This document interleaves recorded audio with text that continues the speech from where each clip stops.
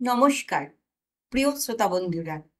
এখন আপনারা শুনছেন তিয়াশার গল্পের বৈঠক থেকে গল্প পাঠ। তিয়াশার গল্পের বৈঠকের আজকের নিবেদন শ্রীমতী ভেটু। লিখেছেন শিবরাম চক্রবর্তী। শুরু করছি আজকের গল্প পাঠ শ্রীমতী ভেটু। অনু, আজকের কাগজে আমরা স্থান লাভ করেছি। সংবাদপত্রের পৃষ্ঠা থেকে মুখ তুলে প্রাণকেষ্ট ঘোষণা করল। তাই নাকি? এই শোনো না, আনন্দ সাহায্য সমিতিতে এ পর্যন্ত প্রাপ্ত চাঁদার মোট পরিমাণ। ও, একেই তুমি বলছো খবরের কাগজে ওঠা? অনিমা ধাক্কা দিল মাঝখানে। অবশ্যই নাম ঠিক ছাপা হয়নি আমাদের, কারো নামই ছাপা হয়নি। কাগজের টানাটানি কিনা চলছে আজকাল, কিন্তু তাহলেও ওই মোট পরিমাণের মধ্যে কিছু পরিমাণ আমারও তো রয়েছে। ওকে খবরের কাগজে ওঠা বলে না। হুম, সংবাদপত্রে স্থান পাওয়া কাকে বলে যদি জানতে চাও, তাহলে আমাদের প্রতিবেশী মাননীয় ভট্টশালী মশাইকে দেখো। প্রায় প্রত্যেক দিনের কাগজেই কেমন বড় বড় হরফে ওর নাম বেরোচ্ছে।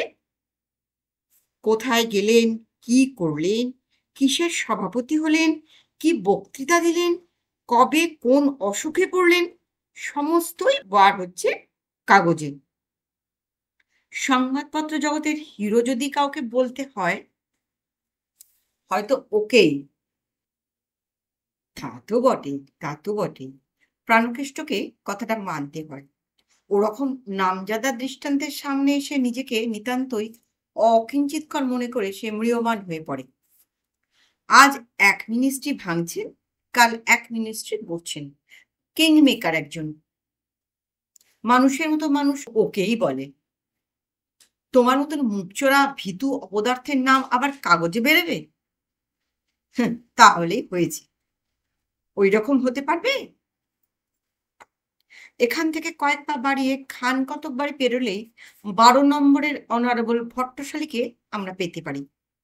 তার তর্জন গর্জনে কেবল অত বড় বাড়িখানাই নয়, সমস্ত পাড়া সরগরম সারাক্ষণ। বাড়ির সম্পর্কে 12 নম্বর হলেও বীর পুরুষ হিসেবে তাকে 1 নম্বর বললে কিছু অত্যুক্তি হয় না। এই মুহূর্তে তিনি তার সেক্রেটারিকে দাবড়াচ্ছিলেন। তোমাকে আমি কি বললুম কালকে? হুম, আমার দ্বারা প্রদর্শনীর দ্বারোদ্ঘাটনের খবরটা কাগজে ছাপতে বলেছি কি বলিনি? আগে হ্যাঁ স্যার। আমার ছড়িটা নিয়ে এসো। ছড়িটা গেল কোথায়? আগে আপনার হাতেই স্যার। হাতেই তো। হাতে না থাকলেও কোথায় থাকবে? কানের পাশে থাকবে নাকি? ও থাকার উজবুক একটা। যাও, আমার বড় গাড়িটা এক্ষুনি বার করতে বলো গে। সেক্রেটারি হাঁপ ছেড়ে বেরিয়ে গেল। ছড়ি হাতে ভট্টশালী মশাই ঘরময় দাপাদাপি করতে লাগলেন। অন্যদিক থেকে মুচকি হাসি মুখে নিয়ে শ্রীমতী ভট্টশালী যে আবির্ভূত হয়েছেন, সেদিকে পর্যন্ত তার দৃষ্টিপাত করলেন না। পত্নীর উপস্থিতিও তাকে ওর বেশি বিচলিত করতে পারল না। বলি, হয়েছে কি? এরকম করছো কেন? ধত, বললেন মাননীয় ভট্টশালী। তার বেশি কিছু বললেন না। রাগ করো না লক্ষ্মীটি, সত্যি আমি আমার কথা রেখেছিলাম। গিয়ে দেখলাম তুমি চলে গেছো। কথা রেখেছিলে? কটার সময় ফাটবই মিট করবার কথা ছিল শুনি? ভট্টশালীর কথাগুলো টকবক করতে থাকে। একটু দেরি হয়েছিল বটে। একটু দেরি? কেন যে আসতে পারোনি তাও জানি। কোথায় গেছিলে তাও জানি। শ্যামবাজারে সেই রনিন ছোড়াটার ওখানে কালকে গিয়েছিলে, তাই না? তাকে আমি জানি নে? শ্রীমতী ভট্টশালী একখানা ঘৃণাব্যঞ্জক কটাক্ষে এই কথার সদুত্তর দিলেন। কটাক্ষটা উন্নাসিক পদবে উপলক্ষের উপরেই নেমে এলো। লক্ষ্য ভেদও করলো বোধ হয়। ডলির এই নাক বাঁকানো চাহনি কোনোদিনই ভট্টশালী মশাই সইতে পারেন না। এতে যেন কেবল তাঁর প্রতিই নয়, তার বংশমর্যাদার প্রতিও কটাক্ষপাত করা হয়। পত্নীর বনেদি মহিমার কাছে তার বানানো মহিমা যেন খাটো হয়ে তুচ্ছ হয়ে পড়ে। এই দৃষ্টি আজকে তার আরো অসহ্য বোধ হলো। ডলু, তুমি কি জানো না আমি তোমায় কি ভালোবাসি? তবু কেন যে তুমি আমায় কষ্ট দাও? আচ্ছা, তুমি কি দিব্যি করে বলতে পারো যে কাল তুমি ওই লোকটার ওখানে যাওনি? ওর ত্রিসীমানায় ছিলাম না। কালকে আমি বালিগঞ্জে গেছিলাম, হঠাৎ বোনের অসুখের খবর পেয়ে যেতে হলো। সেখানেই ছিলাম সারা রাত। ফারপোয় তোমাকে দেখতে না পেয়ে খবরটা জানিয়ে যেতে পারিনি। যা তোমার ইচ্ছে তুমি ভাবতে পারো, আমার কিচ্ছু যায় আসে না। তুমি সত্যি কথা বলছো না? একদম না, বললেন ভট্টস্বামী। আমার বোনকে ফোন করো না কেন? তুমি ফোন করে জেনে নাও। ডলির চোখ ঝকমক করে উঠল। তোমার বোনকে আমার জানা আছে। তোমার যে কোনো সাপ ব্যাং গল্পে সে তোমায় সায় দেবে। তোমারই তো বোন, তাই নয় কি? বেশ, তোমার যা খুশি করো। ডলু, বলে তিনি শুরু করলেন কিছুটা নরম সুরেই, কিন্তু ডলু তার আগেই কক্ষচ্যুত হয়ে গেছে। মুহূর্তের মধ্যে মাননীয় ভট্টশালীর মনে হলো পিছু পিছু যান, কিন্তু তক্ষণে তিনি পিছিয়ে এলেন না। তাহলে ডলু ভাববে তিনি নিতান্তই স্ত্রৈণ, স্ত্রীর কৃপাভিক্ষ, আর সেটা তার দুর্বলতার পরিচয় হবে। বউয়ের কাছে তিনি যে কাবু হয়ে আছেন এ কথা নিজের মনের কাছে তিনি অস্বীকার করতে পারেন না ঠিকই, কিন্তু তাই বলে যে সেই কাবুগিরি আরো বেশি জাহির করে সর্বসমক্ষে ফলাতে তার একটু লজ্জাই বোধ হলো। রাইট অনারেবল মিস্টার সরকার এসেছেন। আপনাদের দুজনের গুরুত্বপূর্ণ যে আসন্ন মিলনের কথা কাগজে ঘোষণা করা হয়েছিল সেই সম্পর্কেই বোধ হয় ওর সেক্রেটারি এসে জানালো। বলতে না বলতে মিস্টার সরকার দরজা ভেদ করে এসে হাজির। কিরে চেটো, আছিস কেমন? বল। কালু যে, কি মনে করে হঠাৎ? মিনিস্ট্রি তো যায়, হুম, গভর্নর ফের আবার বিগড়েছেন। পেছন থেকে যেরকম প্যাঁচ কষে মন্ত্রিসভায় ভাঙন ধরিয়েছিস, তাতে মায়েরি ভট্টশালী তোকে 200 বাহাদুরি দিতে হয়। সে কথা আমি এখন ভাবছি নে। বউকে নিয়ে ভারী বিপদে পড়ে গেছি, বুঝলি তো? কেন, কি হলো তার আবার? ভট্টশালে নিয়েও কি বিগড়েছেন নাকি? কালু জিজ্ঞাসা করলেন। আর বলো না ভাই, একটা ছোঁড়া জুটেছে। ছোঁড়াটা নাকি আবার খুব ভালো খেলোয়াড়। কি করি বলো তো ওকে নিয়ে? কি আর করবে, রেজিস্ট্রি করা বিয়ে যখন। অসুবিধাটা কোথায়? তালা দিয়ে যদি রাখতে না পারো তবে তালাক দিয়ে দাও। তাই বোধহয় ও চায়। তাহলে তো ওর ভালোই হয়, কিন্তু আমি বলতে গেলে কি, ডলুকে এখনো একটু। তাহলে আর কি করবে? ল্যাজ গুটিয়ে পায়ের তলায় পড়ে থাকো চুপটি করে। তোমার নাকি পাড়ায় বীরত্বের খ্যাতি আছে, তাই বিরোচিত পরামর্শই দিয়েছিলাম তোমাকে। বউয়ের কাছে ভাই কেউই বীর নয়। ভট্টশালী একটা দীর্ঘ নিঃশ্বাস ছাড়লেন। এমন সময় বেয়ারা এসে খবর দিল মাইজি এলাহাবাদের গাড়িতে বাপের বাড়ি চলে গেলেন। শুনলে? শুনলে তো? বাপের বাড়ি না ছাই, এলাহাবাদের নাম করে সেই গুন্ডাটার ওখানে গিয়ে পড়ে থাকবে। শ্যামবাজারই ওর এলাহাবাদ, ওর বৃন্দাবন। এইরকম বউকে নিয়ে কি করা যায় বলতো? কুচি কুচি করে কাটলেও তো রাগ যায় না। বললাম তো, কাটাকুটির ফ্যাসাদে না গিয়ে। সেই ভালো কথা, আত্মকণ্ঠে বলে উঠলেন ভট্টশালী। এক্ষুনি আমি বিবাহ বিচ্ছেদের ব্যবস্থা করছি, ডাকছি আমার অ্যাটর্নিকে। কিন্তু কিন্তু একেবারে চরমপন্থা নেয়ার আগে আর কিছু কি করা যায় না? খবরের কাগজে নোটিশ দিয়ে বউয়ের সঙ্গে আমার সম্পর্ক শূন্যতার বিবরণটা দিলে কেমন হয়? প্রত্যুত্তরে মাননীয় সরকারের শ্রীমুখ থেকে কিছু খসবার আগেই সেক্রেটারির কাছ থেকে জবাব এলো।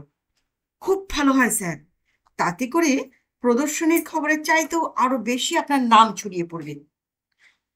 গতকালকার ক্ষতিপূরণ করতে সে একেবারে উদগ্রীব হয়ে আছে। ঠিক বলেছ, বললেন ভট্টশালী, কিন্তু এই বিজ্ঞাপন দেওয়ার ভার তোমার উপরে দিয়ে ভরসা করা যায় না। তুমি যে কাজের লোক, হয়তো এমন জায়গায় ছেপে বেরোবে চোখেই পড়বে না কারণ, ডলুর চোখই ফসকে যাবে। তার তো আর তোমার মতন আগা পাঁচতলা খবরের কাগজ পড়ার অভ্যেস নেই। অ্যামিউজমেন্টের কলমে ছাপাতে হবে এটা, যেখানে সব সিনেমার বিজ্ঞাপন বেরোয়। আমি নিজেই যাব খবরের কাগজের অফিসে। এই বলে হাতের ছড়ির এক আঘাতে টেবিলের উপরস্থ 18 ক্যারেটের সোনার ফ্রেমে বাঁধানো ডলুর ছবিটাকে তিনি চূর্ণ বিচূর্ণ করে দিলেন। কি লাভ রেখে, বললেন তিনি। কর্মখালির বিজ্ঞাপন আপনার? এই কাগজটা বেশ স্পষ্ট করে কপিটা লিখে দিন। 1 ইঞ্চির জন্য 5 টাকা পড়বে, 4 লাইনে 1 ইঞ্চি। গড়ে 5টা শব্দে 1 লাইন ধরা হয়। প্রেসের অফিসে চলে এসছে ভট্টশালী মহাশয়। এই কাগজটাই লিখবো? হ্যাঁ। দেখি, হয়েছে। এই নিন টাকার রসিদ। আপনার কিসের? Situation wanted. আমাদের বক্স নম্বর দিতে চান? বেশ, লিখুন এইখানে, এই কপিটায়। খবরের কাগজের বিজ্ঞাপন বিভাগে বসে প্রাণকেষ্ট বিজ্ঞাপনদাতাদের বার্তা দিচ্ছিলেন। এমন সময়ে ঝড়ের বেগে অনারেবল মিস্টার ভট্টশালীর প্রাদুর্ভাব ঘটল সেখানে। কে এখানে বিজ্ঞাপন নিচ্ছে? তুমি? তুমি নাকি? প্রাণকেষ্টের প্রতি তার তীক্ষ্ণ দৃষ্টি বর্ধিত হল। হ্যাঁ মশাই। যে কজন বিজ্ঞাপনদাতা সেখানে জড়ো হয়েছিল, ভট্টশালীকে দেখে তাদের মধ্যে বিশেষ চাঞ্চল্য দেখা গেল। আমার এই বিজ্ঞাপনটা আমি দিতে চাই, বললেন ভট্টশালী। সবুর করুন একটু, এরা আপনার আগে এসেছেন, এদের কাজটা আগে নিই, তারপর শুনছি আপনার কাজটা। প্রাণকেষ্ট ভট্টশালীকে জানালেন। অ্যাঁ, কি বললে? আমি সবুর করব? আমি? তুমি জানো আমি কে? গর্জন করে বলে উঠলেন ভট্টশালী। এক্ষুনি জানতে পারবো। তারা কি তার? আপনার বিজ্ঞাপনের দ্বারাই তো জানা যাবে। দয়া করে একটু বসুন। আপনার আগে এই 3 জন মোটে রয়েছেন। আপনার আগে এসেছেন এরা, এদের হয়ে যাক, তারপরেই আপনাকে ডাকবো। পাগলামি রাখো তোমার। আমি অনারেবল মিস্টার ভট্টশালী। আগে আমার বিজ্ঞাপন নাও। ব্যস্ত হবেন না, আমি ঠিক পরের পর নেব। প্রাণকেষ্ট অচঞ্চল। কি? কি বললে? এখনো তোমার ভালো কথায় আমি সাবধান করে দিচ্ছি। গর্ধব কোথাকার, অপেক্ষা করতে আমি অভ্যস্ত নই, জানিয়ে দিচ্ছি তোমায়। প্রাণকেষ্ট শান্তভাবে বলল, দয়া করে ওই চেয়ারটাই বসুন। কি? আমি বসবো? আমি বসবো ওই চেয়ারে? বটে। জানো, তোমার এই খবরের কাগজের ম্যানেজিং ডিরেক্টরকে বলে এক্ষুনি তোমার লাট সাহেবের চাকরি আমি গুছিয়ে দিতে পারি। জানো তুমি? ও, না যদি বসতে চান, আপনার খুশি। হ্যাঁ। কি বললেন আপনি? সম্ভ্রান্ত বৈদ্যবংশীয়া সুন্দরী উচ্চশিক্ষিতা পাত্রীর জন্য? ভট্টশালীর উপর থেকে চোখটা সরিয়ে নিয়ে প্রাণকেষ্ট অন্যত্র কর্ণপাত করল। অনারেবল ভট্টশালী টেবিলের উপর এক ঘা বসিয়ে দিলেন। তাকাও এদিকে, এখনো বলছি, নইলে কিন্তু ভালো হবে না। রাগে তিনি গড়গড় করতে লাগলেন। প্রাণকেষ্ট অদ্ভুতভাবে তাকে উপেক্ষা করল। অন্যজনকে জিজ্ঞাসা করলো, আপনার বিজ্ঞাপনটা কি? একটি মোটর গাড়ি, সিডন বডি, সম্পূর্ণ নতুন অবস্থায়, সুলভ মূল্যে বিক্রি করতে চান? এই তো, বেশ, লিখুন এই কাগজটায়। দেখো, এই ছড়ির এক বাড়িতে তোমার মাথা আমি উড়িয়ে দিতে পারি, তুমি জানো? অন্য আরেকজনের দিকে তাকিয়ে প্রাণকেষ্ট বলল, আপনার পড়বে 7 টাকা 12 আনা। এই রবিবারের কাগজেই বেরবে। হ্যাঁ, নিশ্চয়ই। রাখো তোমার আদিক্ষেতা, ভালো চাও তো? আপনি এত ব্যস্ত হচ্ছেন কেন? আপনার পালা আসুক। কানে শুনলেও একথা প্রত্যয় হয় না। এই লোকটা কাকে যে কথা বলছে, জানো? আমি অনারেবল মিস্টার ভট্টশালী। প্রভু, এরা জানে না এরা কি করছে। অনেকটা এই জাতীয় যিশু সুলভ বিস্ময় মিস্টার ভট্টশালী। আমার কাছে আপনি একজন বিজ্ঞাপনদাতা মাত্র, অন্যান্যদের মতোই একজন। 500 টাকার বিজ্ঞাপন নিয়ে এলেও তাই, খোদ লাট সাহেব এলেও তাই। আপনি এসেছেন 3 জনের পর। আপনার আগের সবার হয়ে গেলেই আপনার দিকে আমি নজর দেব। আমায় বলতে হবে না। বলুন, আপনার কি? পরের জনকে জিজ্ঞাসা করলাম প্রাণকৃষ্ট। আমি কোনো বিজ্ঞাপন দেব না, বিজ্ঞাপন নেব। বিজ্ঞাপন নেব? তার মানে? বিজ্ঞাপনদাতার কথায় প্রাণকেষ্ট অবাক হয়। মানে আমি বিজ্ঞাপন নিতে এসেছি, আমার বিজ্ঞাপনটা ফেরত নিতে এসেছি আমি। কিছু বুঝতে পারছি না, পরিষ্কার করে বলুন তো। আজ সকালে আপনাদের অফিসে এই কাউন্টারে আমি একটা বিজ্ঞাপন দিয়ে গেছিলাম না, আমার কুকুর হারানোর বিজ্ঞাপন।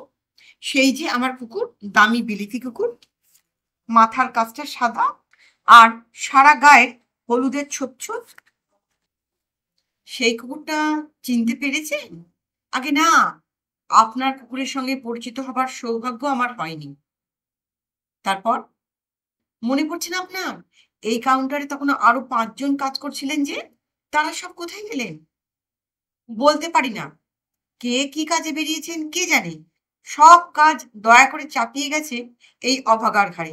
বলুন তারপর। আহা, তারা সকলে তো মনে করিয়ে দিতে পারতেন আপনাকে। তারা সকলেই এই বিজ্ঞাপনটা খুব আগ্রহ করে দেখলেন তো। তাতে আমার 500 টাকা পুরস্কার ঘোষণার কথা ছিল যে। যে কেউ আমার কুকুরকে, যার মাথাটা সাদা আর সারা গায়ে জায়গায় জায়গায় হলুদের ছাপ, জীবিত ধরে নিতে পারবে, তাকে আমি নগদ 500 টাকা পুরস্কার দেব। সারাদিনে 700 বিজ্ঞাপন নিতে হয়, কত আর খেয়াল থাকবে মশাই? তা সেই বিজ্ঞাপনটা তো আপনার কালকের কাগজে বেরোবে তো। কাল সকালের কাগজেই আপনি দেখতে পাবেন। প্রাণকেষ্ট বলল। বিজ্ঞাপনটার প্রুফ চান নাকি আপনি? না, প্রুফ আমি পেয়ে গেছি। কাগজের বিজ্ঞাপন দিলে যে হাতে হাতে ফল হয় বলে থাকে লোকে, তার প্রমাণ আমি পেয়ে গেছি। আপনার কাগজের বিজ্ঞাপন যে সত্যই অব্যর্থ, তাতে আর কোনো ভুল নেই। যথার্থই কত হাজার সার্কুলেশন জানেন আমাদের কাগজের। দেখবেন আমাদের কাগজের বিজ্ঞাপন দেওয়ার ফলে নিশ্চয়ই আপনার কুকুরকে আপনি ফিরে পাবেন। পেয়ে গেছি। বিজ্ঞাপনটা দিয়ে বাড়ি ফিরে দেখি আমার হারানো কুকুর ফিরে এসেছে। দেখলেন তো, আসতেই হবে।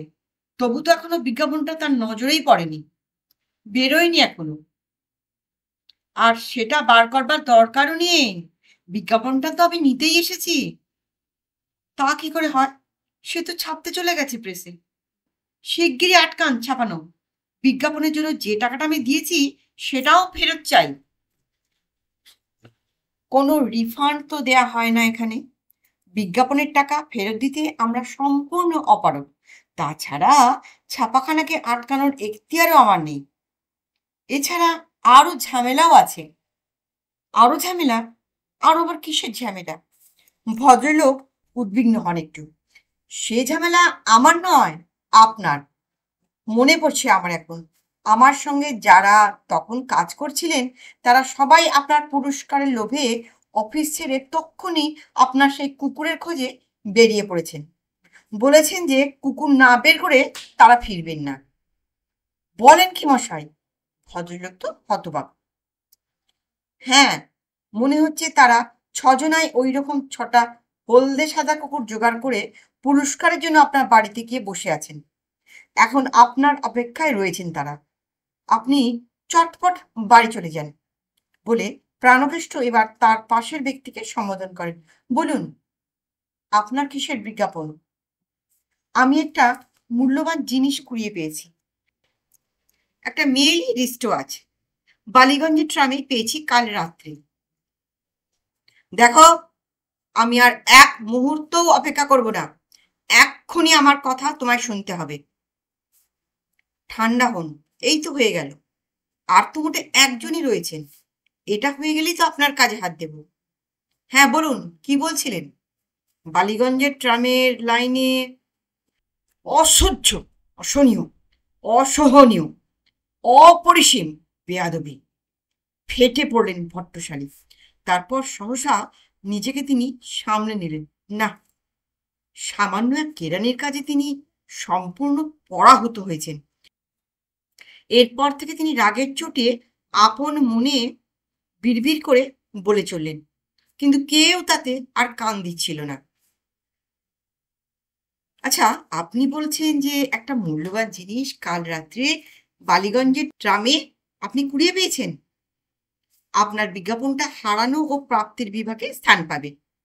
একটা লেডিস রিস্টওয়াচ, তাই বললেন না? হ্যাঁ মশাই। উফ, কি বদমাইশি! দেখে নেব আমি। তুমিও দেখে নিও। দেখো তোমার আমি কি করি, কি দুর্দশাই না করি। জেনে রেখো এটা, তখন টের পাবে আমি কে, আমাকে এত অবহেলা করা। ভট্টশালী রাগে লাল হয়ে গেল। প্রাণকেষ্ট ঠান্ডা মাথায় আবার জিজ্ঞাসা করলেন, ট্রামের কোথায় পড়েছিল? কিভাবে কুড়িয়ে পেলেন বলুন তো? লেডিস সিটের ঠিক তলাতেই। বসতে গিয়ে চোখে পড়লো আমার। কোন সময়? এই রাত্রি 9টা হবে তখন। ট্রামে তখন লোক ছিল না বিশেষ। শীতকালের রাত্রি তো। ভট্টশালী আবার চিৎকার করলেন, আমার জন্মেও এরকম দেখিনি, দেখবো এমন আশাও করিনি কখনো। হতভাগাটার আসপর্দা দেখেছ? প্রাণকেষ্ট আবার বললেন, রিস্টওয়াচের কোনো বিশেষ চিহ্ন কিছু ছিল নাকি? হ্যাঁ, ডালার দিকটায় ডিভি খোদাই করা। এই দেখুন না, আমি নিয়েই এসেছি সঙ্গে করে। ভট্টশালী গোঁ গোঁ করে উঠলেন। হঠাৎ বাজখাইয়ের বদলে অন্য আওয়াজ বেরোলো তার। আপনি কি অসুস্থ বোধ করছেন? জয়গৌরবে পরিতৃপ্ত প্রাণকেষ্টর এতক্ষণ পর বিজিতের ওপর যেন একটু মায়া হইল। দেখি রিস্টওয়াচটা বলে ভট্টশালী হাত বাড়ালেন। প্রাণকেষ্টের ঘোরতর প্রতিবাদ আগ্রহ করেই গায়ের জোরে ঘড়িটি তিনি হস্তগত করলেন। ডিভি, এ তো ডনের রিস্টওয়াচ! কি সর্বনাশ! এই রিস্টওয়াচের মালিককে আপনি কি চেনেন নাকি? জিজ্ঞাসা করল প্রাণকেষ্ট। চিনি বলে চিনি, হাড়ে হাড়ে চিনি। আমার স্ত্রীর রিস্টওয়াচ তো, ডলু ভট্টশালী, ওরই নামেই তো আদ্য অক্ষর ওই ডি ভি। আপনি বলছেন কাল 9টার সময় বালিগঞ্জের ট্রামে এটা পেয়েছেন? আগে হ্যাঁ, রাত প্রায় 9টাই হবে তখন। বলুন আপনার কি? এবার আপনার পালা এসেছে, বলল প্রাণকেষ্ট। ভট্টশালীকে সম্বোধন করেই বলল, ধন্যবাদ। ভট্টশালী বলে উঠলেন হঠাৎ, তোমার নাম কি? প্রাণকেষ্ট পুতুতুণ্ডি। আমাকে মাফ করো ভাই, আমাকে দাঁড় করিয়ে রেখে তুমি আমার অসীম উপকার করেছ। তোমার কর্তব্যনিষ্ঠায় আমি বিমুগ্ধ। তোমার কাছে আমার কৃতজ্ঞতার ঋণ কখনো শোধ করতে পারবো কিনা জানি না। তুমি আমাকে বড় বাঁচিয়ে দিয়েছ আজকে। কিচ্ছু না, কিচ্ছু মাত্র না। এটা আর কি উপকার? সাংবাদিকের কর্তব্য করেছি মাত্র। সংবাদপত্রের কার্যালয়ে কাজ করি, সামান্য সাংবাদিক আমি, তার বেশি কিছু নই। সাংবাদিকের চেয়ে বড় এখন কে বলো? তার চেয়ে বেশি কাজ আজকের দুনিয়ায় কে করছে শুনি? কিন্তু সে কথা থাক বলে মাননীয় ভট্টশালী মশাই নিজের মান্যগণতা বিসর্জন দিয়ে হো হো করে হাসতে লাগলেন। যে কথা আমি জানাতে চাই তা হচ্ছে, হ্যাঁ, এখন আমার পালা কি এসেছে? আগে হ্যাঁ, নিশ্চয়ই, এবার আপনারই পালা তো। কি বিজ্ঞাপন দিতে চান বলুন এবার? আমি আর বিজ্ঞাপন দিতে চাই না, এবং ওই ভদ্রলোকের আর হারানো প্রাপ্তির বিজ্ঞাপন দেবারও দরকার নেই। এলাহাবাদের গাড়ি কটার সময় কোন স্টেশন থেকে ছাড়বে সেইটাই আমি কেবল জানতে চাই। সে তো এখানে নয়, এনকোয়ারি অফিসে। আপনি ভুল জায়গায় এসেছেন মশাই। সেই অফিসটা আবার কোন ধারে? আগে এখানে নয়, রেলওয়ে এনকোয়ারি সেন্টার, হাওড়া স্টেশনে চলে যান। নমস্কার। গল্পটা কেমন শুনলেন? গল্পটা যদি ভালো লাগে অনুগ্রহ করে একটা লাইক করতে ভুলবেন না, এবং আমার গল্পের চ্যানেলে নতুন শ্রোতা বন্ধু হলে চ্যানেলটিকে সাবস্ক্রাইব করে বেল আইকনটি অন করে রাখবেন। আপনাদের গুরুত্বপূর্ণ মতামতের অপেক্ষায় রইলুম।